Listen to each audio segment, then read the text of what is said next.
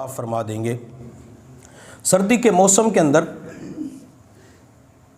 انسان اپنے آپ کو بچانے کے لیے موزے کا استعمال بھی کرتا ہے۔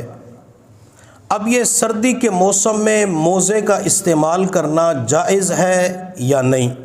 تو شریعت مطہرہ نے حکم دیا کہ سردی کے موسم کے اندر موزے کا استعمال کیا جا سکتا ہے، گرمی کے موسم کے اندر بھی موزوں کا استعمال کیا جا سکتا ہے۔ حضور صلی اللہ علیہ وسلم نے خود بھی موزوں کا اہتمام کیا اور اپنی امت کو بھی تعلیم دی ہے۔ اگر وہ موزے پہن لیتے ہیں تو یہ نبی علیہ السلام کی سنت کی پیروی ہو جاتی ہے۔ بعض مرتبہ لوگ جرابوں کا استعمال کرتے ہیں تو ان جرابوں کے اوپر مسح کر رہے ہوتے ہیں۔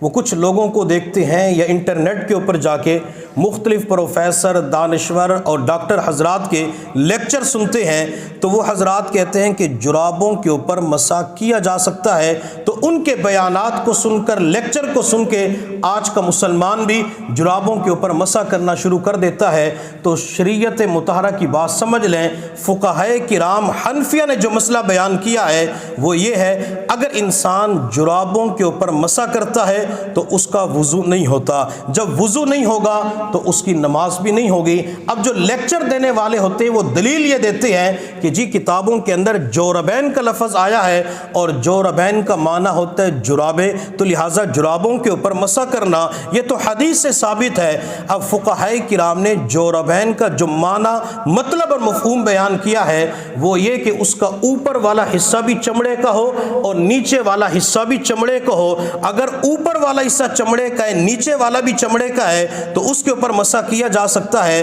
لیکن آج کے دور کے اندر ہم جو جرابیں استعمال کرتے ہیں کیا اس کے اوپر چمڑا ہوتا ہے؟ نہیں ہوتا۔ نیچے چمڑا ہوتا ہے؟ نہیں ہوتا۔ جب اوپر نیچے چمڑا بالکل نہیں ہے تو لہٰذا ان جرابوں کے اوپر مسح کرنا جائز نہیں ہے۔